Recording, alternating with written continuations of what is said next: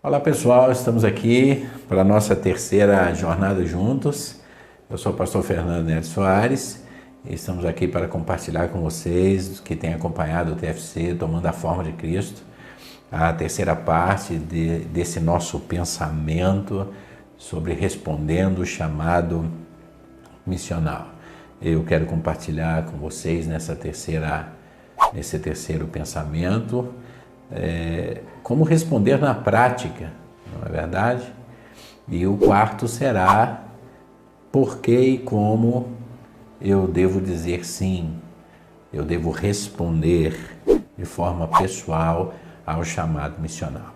Eu quero ler com vocês Lucas capítulo 4 e eu gostaria de pensarmos na presença transformadora de Jesus. Aqueles que estão acompanhando todos os estudos têm visto e ouvido eu enfatizar muito que a missão é de Deus, Cristo veio para cumprir a missão de Deus, a igreja deve somente refletir a missão de Deus e não criar uma missão paralela à missão de Deus ou à missão de Cristo. E se Cristo é o dono da missão, e se a missão é de Deus, e se a igreja deve somente dar continuidade à missão de Cristo, eu gostaria de pensar com vocês hoje a respeito da vida e da presença transformadora de Jesus na sociedade. Esse é um texto que seguramente você conhece, Lucas capítulo 4, versículo 16 ao 21, diz assim: E chegando a Nazaré, onde foram criados, entrou num dia de sábado, segundo o seu costume, na sinagoga, e levantou-se para ler, e foi-lhe dado o livro do profeta Isaías, e quando abriu o livro, achou o lugar em que estava escrito: O Espírito do Senhor está sobre mim, pois me ungiu para evangelizar os pobres, enviou-me a curar os quebrantados de coração, a pregar liberdade aos cativos e restauração da vista aos cegos, a pôr em liberdade os oprimidos, a anunciar o ano aceitável do Senhor.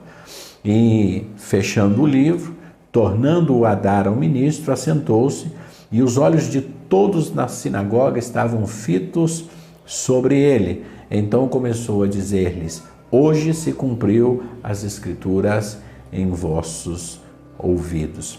Meus queridos, Cristo é o exemplo da missão, porque ele é Deus e reflete a vontade de Deus. E gostaríamos de pensar sobre como a presença de Cristo foi transformadora na sociedade, não só no contexto cultural que ele viveu, no tempo que ele viveu, mas o é até hoje. A vida de Cristo Jesus marca um divisor de águas antes de Cristo e depois de Cristo, não somente na contagem do nosso calendário, mas senão na vida de todo e qualquer que se encontra com ele. Todos aqueles que tiveram um encontro com Cristo, as suas vidas são divididas em antes de Cristo e depois de Cristo. Todos nós, aqueles que se converteram já depois de uma certa idade, podem contar como era a sua vida antes de Cristo, mas também podem testificar de que quando se encontraram com Cristo, houve uma transformação total e radical, e então acontece ou se dá início a uma nova vida em Cristo Jesus.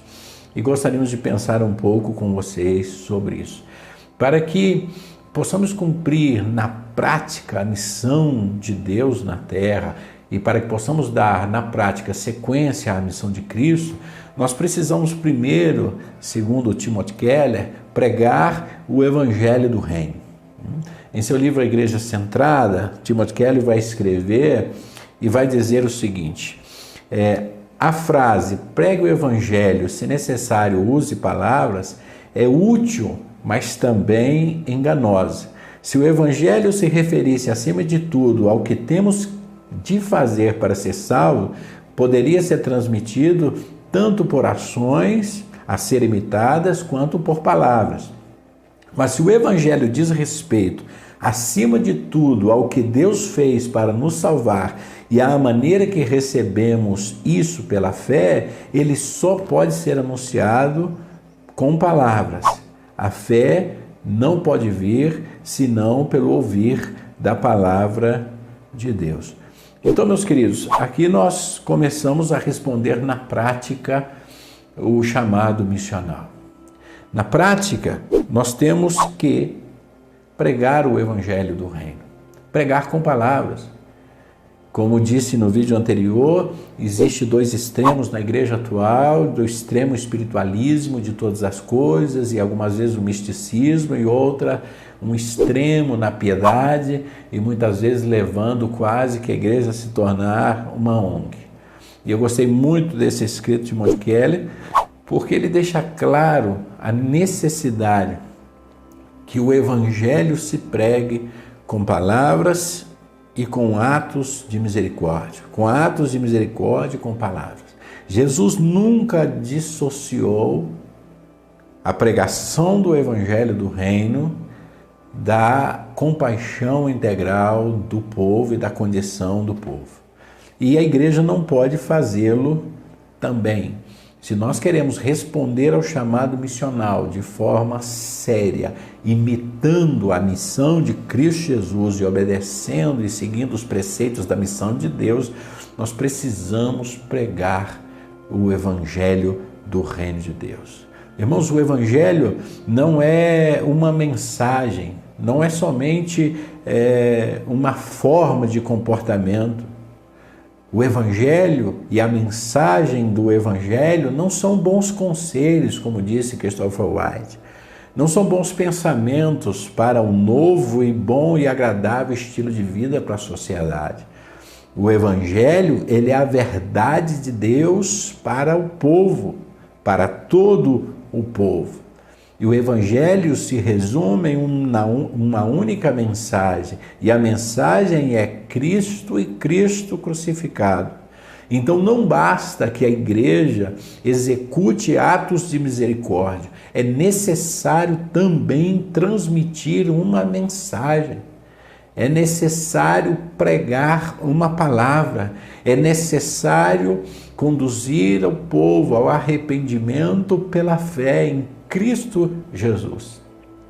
Porque fazendo isso, nós estaremos dando continuidade ao Evangelho ou à missão de Cristo Jesus. Ronaldo Lidório vai dizer que a melhor forma de se implantar, de se pregar, de se estabelecer o Evangelho em uma cidade, um bairro, um clã, uma tribo, ou em qualquer povo, tribo, língua ou nação, segundo Ronaldo Lidório, é plantando uma igreja local que seja bíblica, viva, contextualizada e missionária. Esta é a forma prática de responder ao chamado missional. Primeiro, pregando o evangelho, não dando bons conselhos, não criando uma forma de vida alternativa, senão deixando uma mensagem clara. E a mensagem é Cristo e Cristo crucificado. E para que se estabeleça de forma definitiva em qualquer lugar que a igreja esteja inserida, é necessário que nós plantemos uma igreja viva, bíblica, contextualizada e missionária. Segundo o próprio Lidório, nós temos que entender que não necessariamente aonde chega a igreja, chega o evangelho. Em muitos casos a igreja chega e o evangelho nunca chega. É possível o evangelho chegar e a igreja não? Sim, através de obras missionárias, através de homens e mulheres de Deus que têm dedicado suas vidas na pregação do evangelho em lugares inóspitos, em lugares que nunca se entrou antes. Mas a melhor forma de perpetuar em um povo, cidade, bairro, tribo, língua ou nação o evangelho de Deus é plantando uma igreja que seja totalmente bíblica e contextualizada. Para responder ou respondendo ao chamado missional, meus queridos, nada mais é, pensando e fazendo uma referência ao Pacto de Lausanne, é viver o evangelho todo, trabalhando para a transformação do homem todo e pregando o evangelho todo a todos os homens, em todo tempo e em todo lugar. Isso é fantástico. Lembre-se disso. responder ou para responder o chamado missional. É necessário viver o evangelho todo, trabalhar para a transformação do homem todo e pregando para todos os homens em todo o tempo e em todo o lugar. Agora, voltando para Cristo e para a sua missão, e se nós formos pensar nesse texto de Lucas, a forma que Jesus exerceu o seu ministério, nós vamos ver que esse texto nos mostra, nos ensina quantas coisas do ministério de Jesus e que deve ser também o ministério prático da igreja. A primeira coisa que nós vemos nesse texto é que Jesus confronta o próprio conceito de Messias do povo de Israel. O próprio conceito de Messias esperando pelos judeus.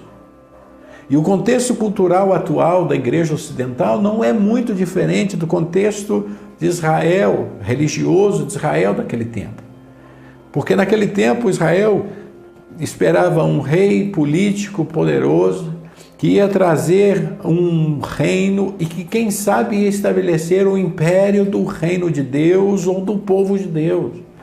O que eles esperavam é que o Messias chegasse e os livrasse da opressão dos romanos, mas também que estabelecesse as regras do povo de Deus. Então Cristo já vem quebrar com esse conceito errôneo do Messias. E aqui já começamos mais uma vez a confrontar o próprio contexto religioso da igreja atual. A igreja atual não está muito diferente disso. A igreja atual está esperando, pensando e amando um Deus mais parecido a um Papai Noel do que qualquer coisa. Estamos aí marchando para o fim do ano, virá aí o tempo do Papai Noel, para aqueles que acreditam, para aqueles que festejam. E o Deus esperado por muitos hoje é esse Deus que traz todos os benefícios, que não deixa nenhuma regra, que não tem nenhuma lei, não tem nenhuma condição e que faz com que o seu povo tenha todos os direitos, mas nenhum dever. E Jesus Cristo começa no seu primeiro discurso na sinagoga, ele já começa quebrando esse conceito do Messias político, bélico, do Messias que vai implementar e implantar um reino e um governo de Deus. Meus queridos, é necessário entendermos isso. Por quê? Porque quando Jesus cita esse texto, e o texto diz que depois que ele lê, ele se senta e todos estão com os olhos fitos nele, na expectativa de ver o que é que ele vai falar. Por quê? Porque eles conheciam esse texto, eles conheciam essa profecia profundamente. E eles percebem que Jesus está dando uma nova conotação para esse texto. O que o povo de Israel queria é que viesse um libertador, o Messias, que os livrasse do cativeiro de Roma, mas sem alterar em nada o sistema religioso dos escribas e fariseus, saduceus e toda essa raça. Que não viesse a alterar o sistema político, social, injusto, que tanto oprimia os irmãos, e eu não estou falando de opressão romana, estou falando de opressão do próprio sistema religioso dos judeus. Quando Jesus diz que o Espírito de Deus está sobre mim, o primeiro confronto que ele faz é direto, impactante, porque ele diz: o Espírito de Deus está sobre mim. O Espírito do Senhor está sobre mim. E quando ele diz isso, deixa claro que pode ser que o Espírito de Deus não esteja sobre vocês. O Espírito está sobre mim. E o Espírito que está sobre mim me deu esta missão. E eles, cônscios e conscientes de que não estavam na mesma missão de Cristo, então se sentem confrontados. Como assim? O Espírito de Deus está sobre ele, não está sobre nós? Quem ele pensa que é? E nós vemos isso hoje, né? O Espírito de Deus está sobre mim, que ninguém me julgue, que ninguém diga o que eu tenho que fazer. Deus conhece o meu coração. E imbuído desse sentimento errôneo, dessa visão errônea do Messias, muitos têm vivido uma vida religiosa totalmente contrária ao projeto e ao propósito de Deus. E Jesus continua dizendo, o Espírito de Deus está sobre mim, e pelo Espírito de Deus estar sobre mim, Ele me capacita para dar boas novas ou para evangelizar os pobres. Que pobres? Aos pobres que estavam sendo empobrecidos não só por Roma e pela opressão romana, mas também pelos próprios judeus. E quando eles geravam, criavam, produziam a pobreza entre os seus irmãos, eles estão invalidando a lei. Porque muitos dos conceitos da lei de Moisés foram dados para que não houvesse pobres em Israel. Mas quando se tem uma nação adoecida, empobrecida em todos os aspectos, religioso, político, social, econômico, em todos esses aspectos, Jesus deixa claro a eles que o Espírito de Deus não está sobre eles, porque se estivesse, eles não estariam empobrecendo os seus irmãos, eles não estariam explorando os seus irmãos, senão que eles estariam cheios do Espírito Santo, dando as boas novas aos necessitados, aos pobres. Jesus continua dizendo que o Espírito de Deus está sobre mim, e quando o Espírito de Deus está sobre mim, Ele me capacita para curar os quebrantados de coração. Aqui está falando de uma libertação emocional. Aqui está falando de uma cura emocional. Jesus está dizendo que o Espírito de Deus o capacitava para libertá-los do pecado, que a religiosidade e as muitas regras injustas e impostas e hipócritas não podiam perdoar. Os judeus criaram inúmeras leis, inúmeras regras para que se pudesse servir a Deus fielmente, para que se pudesse encontrar com Deus. E o nosso contexto cultural não é muito diferente atualmente da igreja, porque nós temos de um lado o extremo de regra nenhuma, de cada um faz o que quiser, porque afinal tudo é pela graça. E nós temos também um extremo daqueles que criaram regras absurdas que o próprio Evangelho não tem.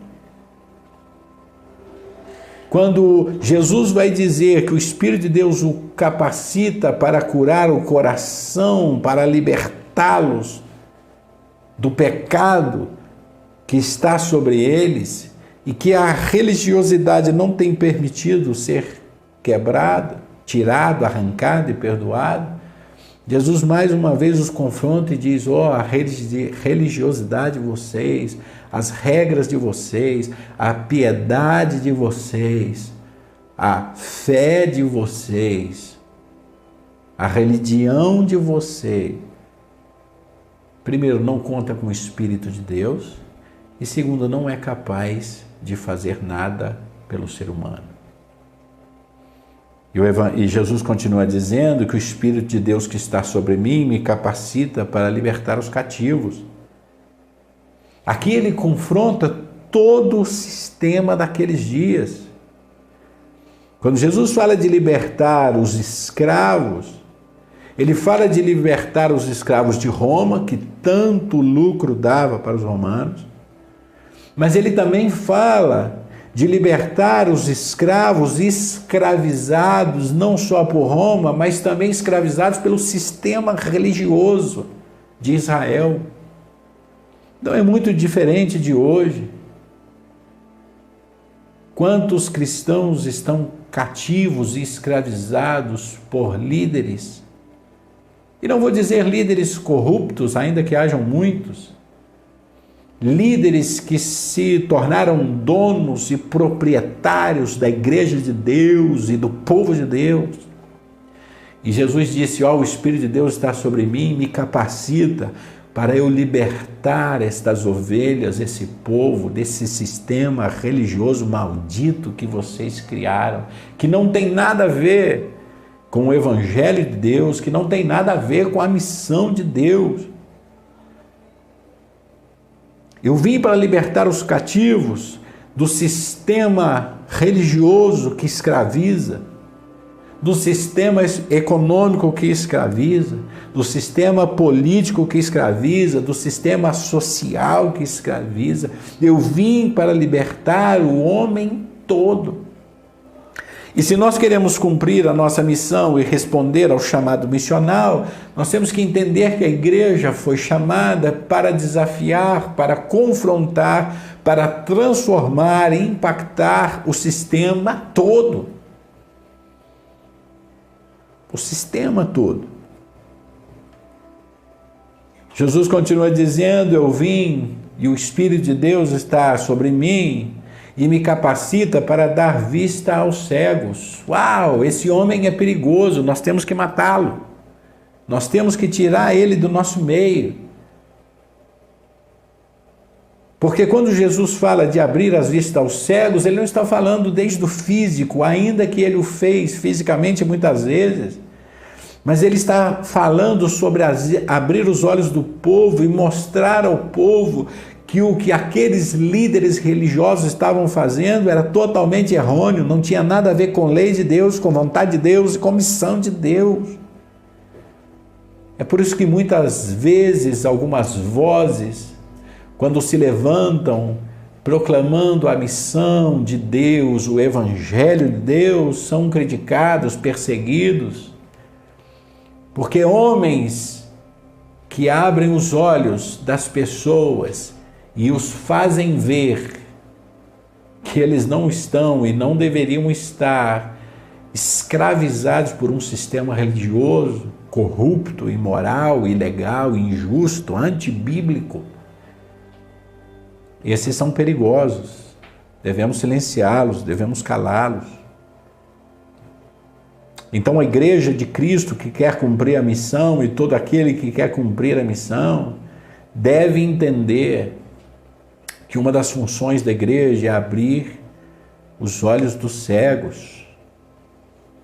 Agora, uma vez que Jesus abrisse os olhos do povo, pregando o Evangelho, nada mais que o Evangelho, puramente o Evangelho do Reino, será que esse povo continuaria obedecendo cegamente a esses religiosos? Seguramente que não. Então não nos convém esse homem, não nos convém esse Evangelho, não nos convém essa pregação, não nos convém esse sistema. Mas Jesus diz que o Espírito de Deus me capacita a isso.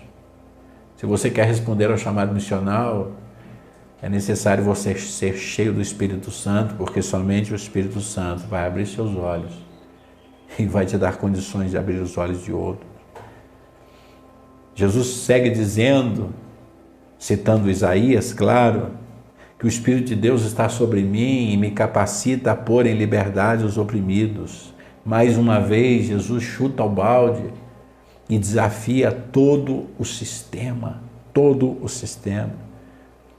O Espírito de Deus está sobre mim e me capacita a libertar os oprimidos, pelos encargos sociais injustos, oprimidos por cargas econômicas injustas, até mesmo no templo. Até mesmo no templo. Exploração econômica fora do templo e exploração econômica dentro do templo. Está aí a teologia da prosperidade, que tanto dano tem causado ao Evangelho de Deus. O Espírito de Deus me capacita a pôr em liberdade os oprimidos por cargas religiosas injustas e corruptas.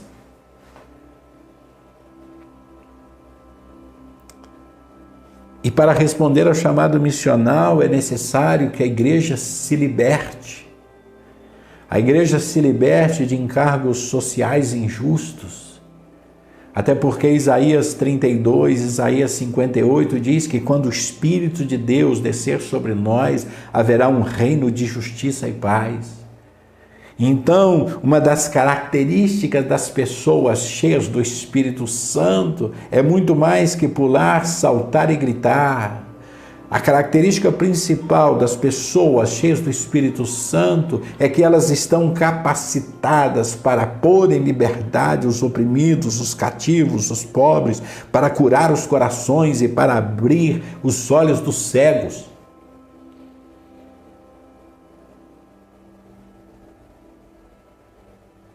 É interessante porque, já terminando o texto de Isaías, Jesus diz: o Espírito do Senhor está sobre mim e me capacita a anunciar o tempo aceitável do Senhor. Em outras palavras, o Espírito do Senhor me capacita a anunciar que essa palavra profética que vocês vêm recitando há tantos anos, há tanto tempo, essa palavra e esse texto de Isaías 61, que vocês têm lido sistematicamente no vosso sistema religioso, o Espírito de Deus me capacita para dizer que esse tempo chegou, que esse tempo é aqui e é agora. Sabe por que o medo dos religiosos da época, e sabe por que eles quiseram matar Jesus de imediato, já na sua primeira mensagem na sinagoga? É porque essa mensagem do profeta Isaías não é somente profética, agora ela se torna também escatológica. Eu vim aqui para dizer para vocês que eu vou pôr fim no que vocês estão fazendo. Uau, que tremendo, que poderoso, que forte. Imagine uma igreja cheia do Espírito Santo, imbuída do poder e da capacidade de dar as boas novas e evangelizar aos pobres. Imagine uma igreja missional cheia do Espírito Santo, capacitada a curar os corações quebrantados, a libertar os cativos, a abrir os olhos dos cegos, a pôr em liberdade os oprimidos. E aí, imagine uma igreja cheia do Espírito Santo, capacitada para trazer uma palavra escatológica: o fim vem. Está chegando o dia, está chegando a hora. Tanto tempo esse hino, né? Está chegando o dia, está chegando a hora. Meus queridos irmãos, que nós possamos entender que quando o Espírito de Deus, segundo o texto de Isaías 32, 58, 61, recitado por Jesus em Lucas, fala da plenitude do Espírito Santo na vida do cristão e na vida dos servos de Deus, ele diz que esse Espírito Santo o capacita a transformar o seu entorno, a modificar o contexto cultural, social, político, religioso, econômico e qualquer que seja esse, ou o contexto que a pessoa esteja vivendo. Meus queridos, eu quero já ir terminando, deixando essa palavra para cada um de nós, dizendo a você que você deve sim ser cheio do Espírito Santo, mas dizendo a você: não se engane, a plenitude do Espírito Santo nem sempre produzirá o que nós vemos produzido e reproduzido em muitos lugares da igreja atual. A plenitude do Espírito Santo, segundo o próprio exemplo de Cristo e segundo as palavras do profeta Isaías, vai capacitar-nos a responder positivamente ao chamado missional, mas sobre todas as coisas, nos vai capacitar para poder libertar os cativos. Em nome de Cristo Jesus. Que o Senhor possa abençoar a sua vida. Eu te convido a participar conosco na nossa quarta e última mensagem, esse pensamento que estamos construindo. Agora, de forma prática, literal, como fazer o que fazer, nós queremos compartilhar com cada um de vocês. Que Deus possa abençoar poderosamente a sua vida. Obrigado por estar conosco. Se você não viu os estudos anteriores, veja, participe, faça parte, siga em todas as redes sociais o TFC, Tomando a Forma de Cristo, e seguramente cada palavra que você ouvir no TFC vai te desafiar a ser um pouquinho mais parecido com Cristo. E se você não tem se parecido muito com Ele, seguramente você será confrontado a sê-lo. Mas isso é bom, sabe por que é bom? Porque afinal ser cristão é isso, é ter o caráter de Cristo forjado em nós. Qualquer característica dada a um cristão que não seja o caráter de Cristo, ele pode ser qualquer coisa, menos cristão. Que Deus te abençoe e te espero no 4º e último estudo dessa série, respondendo ao chamado missional. E a pergunta que eu faço para você, e vamos tentar responder no próximo vídeo: por que e como eu devo dizer sim? Que Deus te abençoe, obrigado por estar conosco, te esperamos.